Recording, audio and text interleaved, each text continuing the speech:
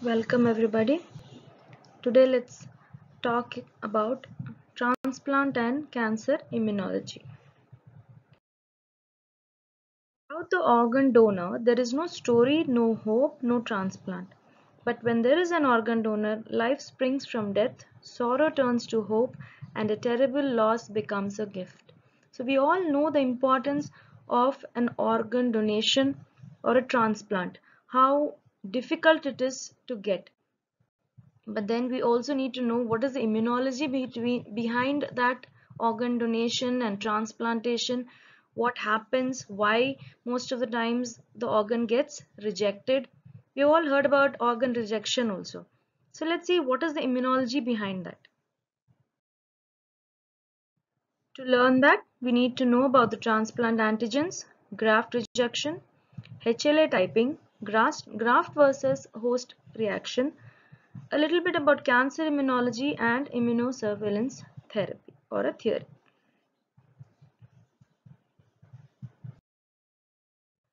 Introduction. What do you mean by transplantation? It is nothing but a transfer of a graft or cells or tissue or organs from one site to another. What is a donor, or in fact who is a donor? An individual from whom a transplant is taken. And who is a recipient? Is an individual to whom it is transplanted.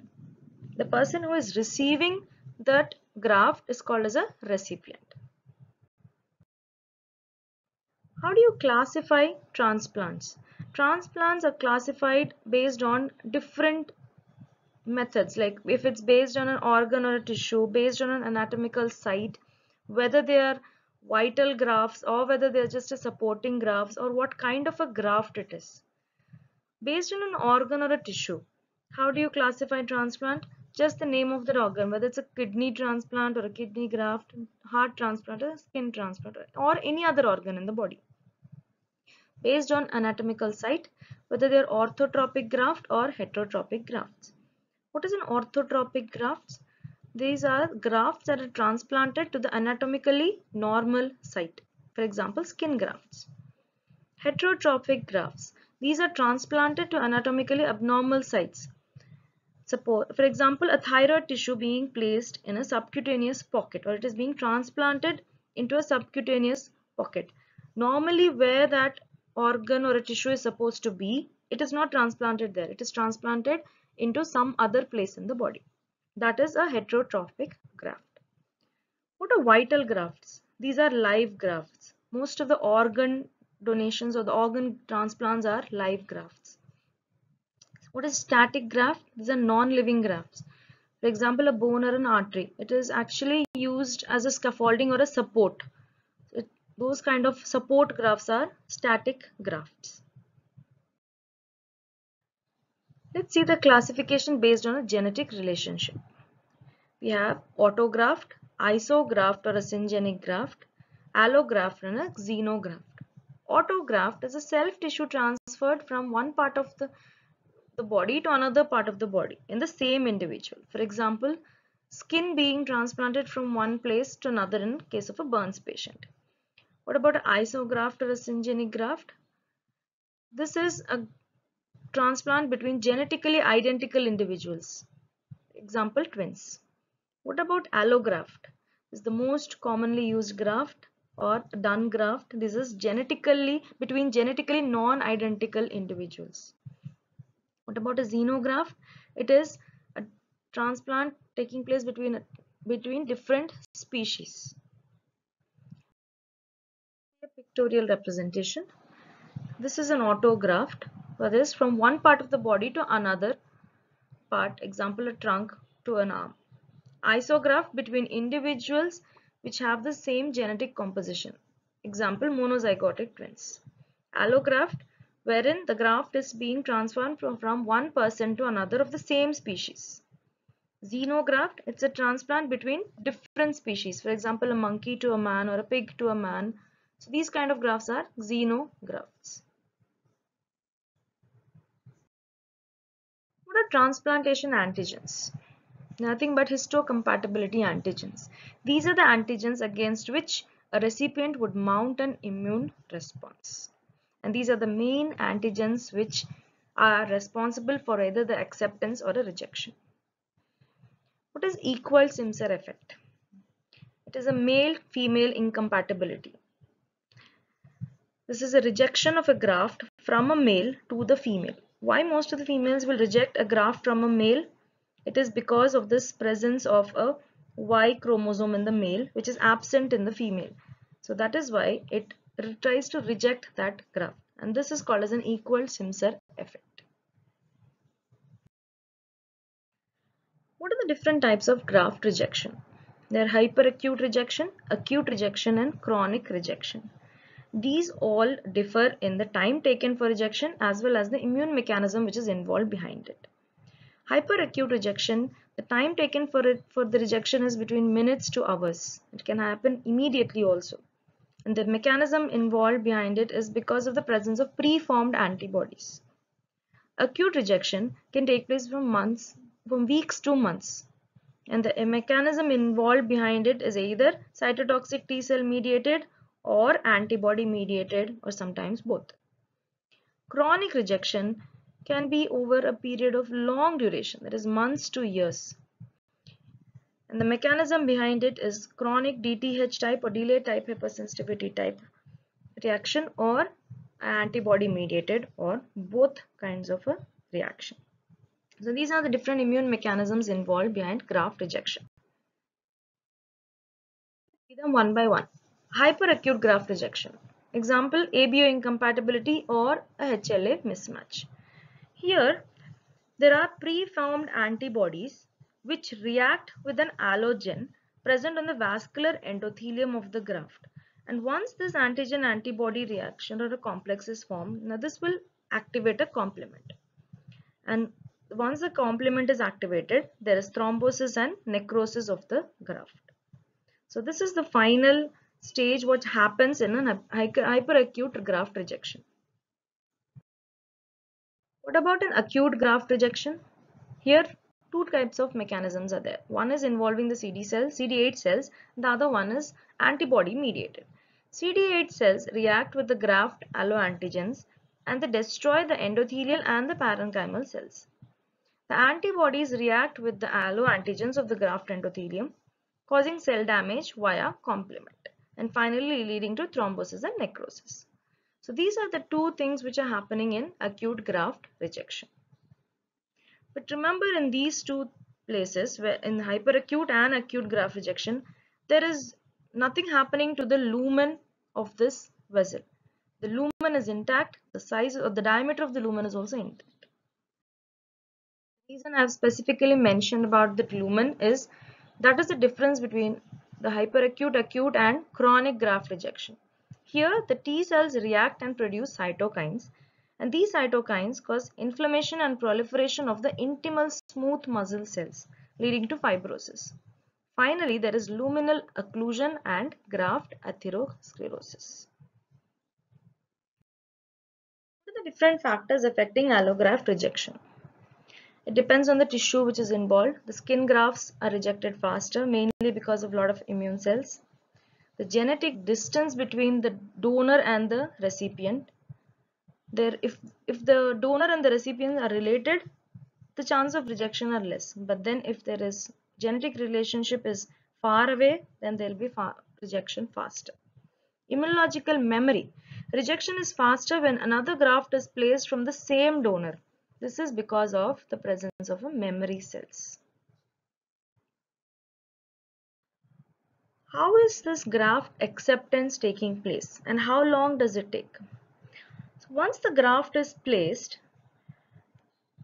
in this epidermis, it is trying to get accepted. What is happening?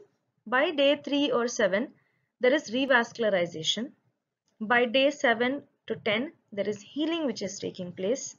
And by the end of 10 to 14 days or by the end of 2 weeks, there is complete resolution and the graft is accepted. What about two sets of graft rejection? First set of rejection and second set rejection. First set graft rejection is the first time when the graft is being rejected. What is happening? Just like as an acceptance, by day 3 to 7 there is revascularization. But by the end of first week or by day 7 to 10, there is a lot of immune cell infiltration, leading to thrombosis and necrosis by the end of 2 weeks. And there the graft is getting rejected. What do you mean by second set of rejection? It means that the graft has already been rejected by the first set rejection for one time. Now from the same donor, if you're placing the graft again, that is this time you're transplanting for the second time. This is called as a second set rejection. And when there is second set rejection, this graft rejection will take place faster. Instead of taking 10 to 14 days, it is going to take only 1 week time. So instead of even revascularization, directly there will be cellular infiltration by day 4. And by the end of 1 week, there will be thrombosis and necrosis, and finally graft rejection. So the graft rejection is earlier and faster in a second set rejection. What are the mechanism of this graft rejection? The T cell mediated immune response to alloantigens expressed on the graft cells. So this is the basic mechanism of graft rejection. There are two stages, sensitization phase and the effector stage.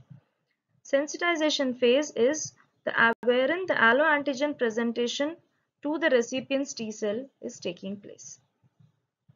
Effector stage is once that presentation is taking place, what happens to that graft? How is it being destroyed? That is immune destruction of the graft. That is the effector stage. Sensitization phase. There are two kinds of pathways, direct pathway and indirect pathway. Direct pathway is where the antigen presenting cells of the graft are directly having the MHC complex on it, and the peptide is also attached to that MHC complex. Here the antigen presenting cells are from the donor graft. Now this donor antigen presenting cells along with the peptide are directly presented to the T cells of the recipients. In this picture, the green colored object is the T cells and the yellow ones are the donor cells. So here there is no process or there is no breaking down of that peptides and everything happening. So it's directly being presented to the T cell without any step in the middle. That is the reason it's called as a direct pathway. This takes place in an acute rejection. It is mediated by cytotoxic T cells. Why is it called as an indirect pathway? What is an indirect pathway? Here the graft cell is ingested by the recipient's antigen presenting cell. The antigen presenting cell in the indirect pathway is the recipient's antigen presenting cell. Now that has to pick up that graft cell, break it into peptide, small peptides. It has to get processed and then only be presented to the recipient T cells. So since that all process has to take place in that recipient's antigen presenting cells, it's an indirect pathway. And this is going to take time, just like as in chronic rejection. It is mediated by chronic DTH reaction. DTH is nothing but delayed type hypersensitivity reaction. Now what is happening in the effector stage? This slide might seem complicated, but actually I'll simplify it for you. There are different steps for this effector stage, or the different mechanisms how there can be destruction of the cell. So we have seen there are two kinds of representations, or there's a direct pathway and an indirect pathway. So what is happening? Let's take the step number 1, wherein delayed type hypersensitivity type of a reaction. The activated T helper cell is differentiating into a delayed type hypersensitivity cell. Now this cell is going to release cytokines. Cytokines like interferon gamma and tumor necrosis factor beta. Now these cytokines are going to activate the macrophages, and that macrophage is going to produce lytic enzymes which will be destructing the tissue graft. This is one mechanism. Let's see the second mechanism. Second mechanism is by cytotoxic T cells. wherein the helper T cells are activating the cytotoxic T cells, and these cytotoxic T cells will kill the graft cells by recognizing the MHC class 1 molecule and causing a membrane damage. That is the second mechanism of destruction. The third mechanism is an antibody mediated mechanism. Here the T helper cell is activating the B cell by interleukin 2, 4, 5 and 6. This B cells is now going to destroy by either complement mediated lysis of the cell or by antibody dependent cell mediated cytotoxicity. So these are the two methods by how an antibody mediated mechanism can take place. So these are the three different mechanisms of an effector stage. One, by delay type hypersensitivity, second by cytotoxic T cell damage, and the third, antibody mediated mechanisms. Prevention of a graft rejection. How can you actually prevent it before a graft is being rejected? By testing.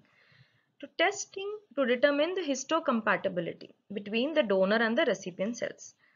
There are two methods. One is by ABO blood grouping and cross matching. Second one is by HLA typing. Next, immunosuppressive therapy.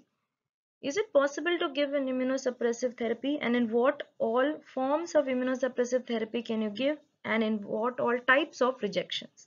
In hyperacute rejection, the only method to actually prevent this graft rejection or to treat it is by removal of the tissue. In acute rejection, there are chances of acceptance by using immunosuppressive drugs like corticosteroids, cyclosporine, monoclonal antibodies. In a chronic rejection, the present graft has to be removed and then a retransplantation has to be attempted. A body has some sites which are called as privileged sites. These are the sites which are impenetrable to immunocompetent cells. For example, a fetus, wherein a placenta is acting as a immunological barrier. Next, some sites wherein there is lymphatic drainage absence or there is ineffective lymphatic drainage. Those sites are also called as privileged sites. For example, the testis. And of course, when there is lack of vascularity, or automatically immunocompetent cells cannot reach that site. One such example is cornea. And this is the one main reason why corneal transplants are so much successful, because they are impenetrable to immunocompetent cells. What do you mean by graft versus host reaction? Please be careful. Do not get confused between graft rejection and graft versus host reaction. Graft rejection was the three types of graft rejection: hyperacute, acute and chronic.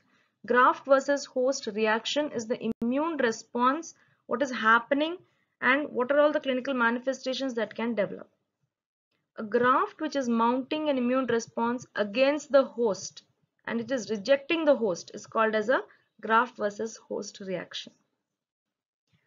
It can occur in three conditions: where the graft contains immunocompetent cells. This is most commonly in stem cell transplant or bone marrow transplant.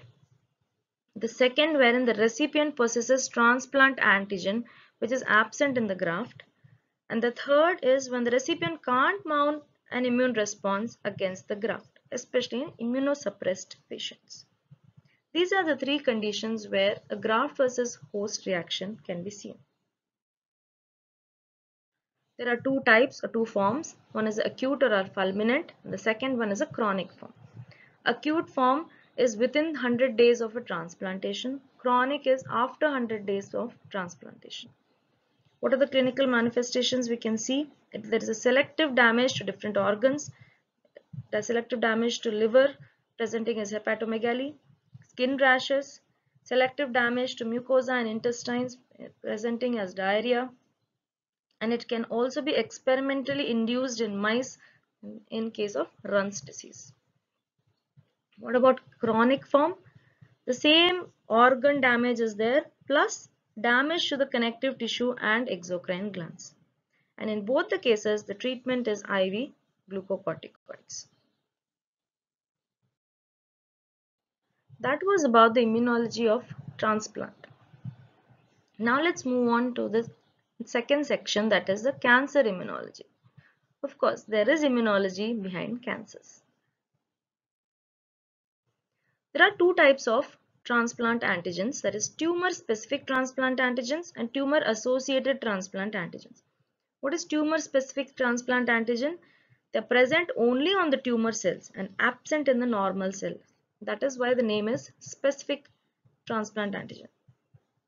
They can be induced by physical or chemical agents like UV light, or they can also be induced by some viruses, for example Epstein-Barr virus. What are tumor associated transplant antigens? These are present in normal cells but at very low levels, and they rise exponentially high in tumor cells.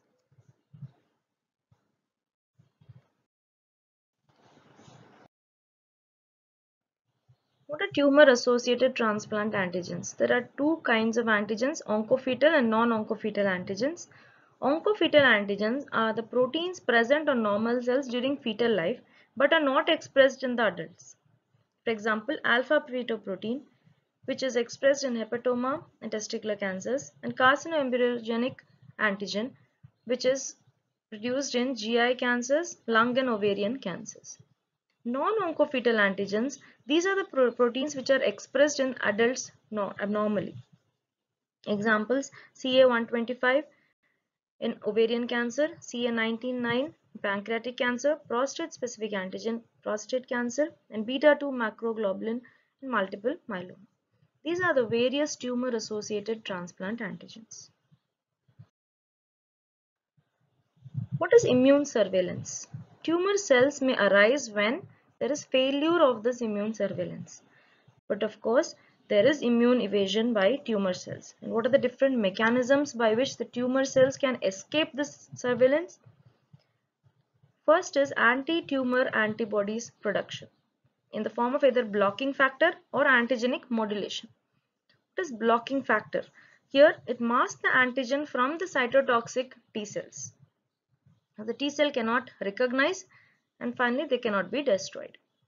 Next is antigenic modulation. The antigen disappears from the surface of the tumor cells in presence of antibodies and they reappear later. Another mechanism is masking immune cells. The tumor antigens act as smoke screen, or they coat the lymphoid cells, preventing the action on the tumor cells. Mechanism is expressing low level of MHC1 molecules. When low level of MHC1 molecules are present, the CD8 cells cannot recognize or they cannot get attached, and hence the next further steps of immune response do not take place. By secreting various factors like TGF-beta to suppress immune system, and poor co-stimulatory signal of CD28 on T cell binding with B7 on the antigen presenting cells. When this binding doesn't take place properly, this will finally lead to poor co-stimulatory signal and finally poor immunogenicity. Next, cancer immunotherapy. How are you using the immune cells to attack tumor cells? By various therapeutic methods. First one, cell-based therapies, where, for example, natural killer cells, dendritic cells, and even T cells are used. There is removal of immune cells from the cancer patients, and immune cells which are specific to these tumor cells are activated, grown, and then returned to the patient. That is the basis for cell-based therapies. Next one is cytokine therapies. For example, interleukin 2 and interferon alpha can be used. Next, cancer vaccines. There are preventive vaccines and therapeutic vaccines. Preventive vaccines, mainly vaccines to prevent hepatitis B infection and HPV. Therapeutic vaccines are still in the research phase. Next one is the monoclonal antibodies. Monoclonal antibodies. Various monoclonal antibodies which are used are given in this table. First one, alemtuzumab, used in CLL. Next, bevacizumab for colorectal, lung and renal cell carcinomas, cetuximab for colorectal, head and neck cancers, rituximab for CLL, and trastuzumab for breast cancer.